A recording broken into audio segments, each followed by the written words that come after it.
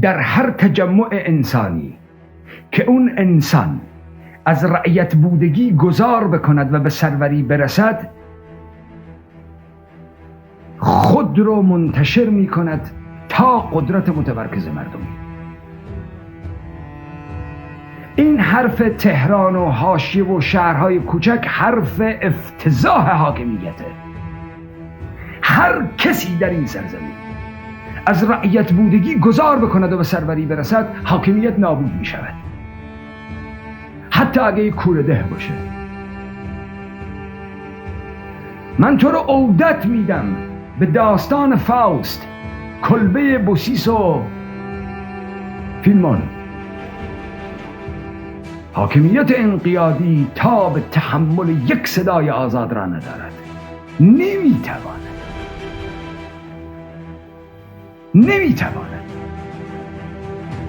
در هر جای این سرزمین مردم عبور کردند و به سروری رسیدند، تهران به لرزه در میاد. تهران را فتح خواهیم کرد و آزاد خواهیم کرد. شما باید اینو بدونید.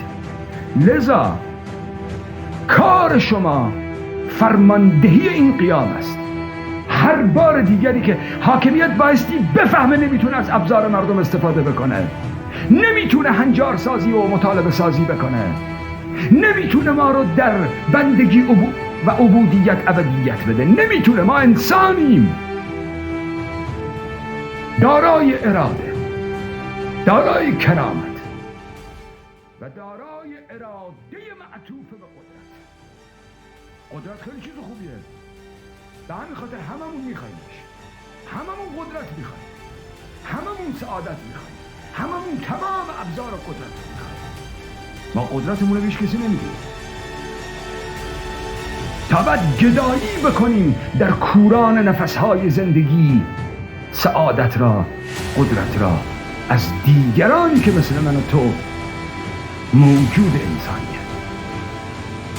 در این سرزمین زندگی ممکن نخواهد بود الا اینکه تمامیت این انسانها دارای قدرت باشند تا اخلاق برگرده، تا همدلی برگرده، تا هماغوشی برگرده، تا احساس سعادت و بزرگ بودگی برگرده سراغ تک تک این مردمان، تا مردم توان دوست داشتن همدیگر رو داشته باشن، عین ابزار همدیگر رو مصرف نکنن، نگاه ابزاری به همدیگر نکنن.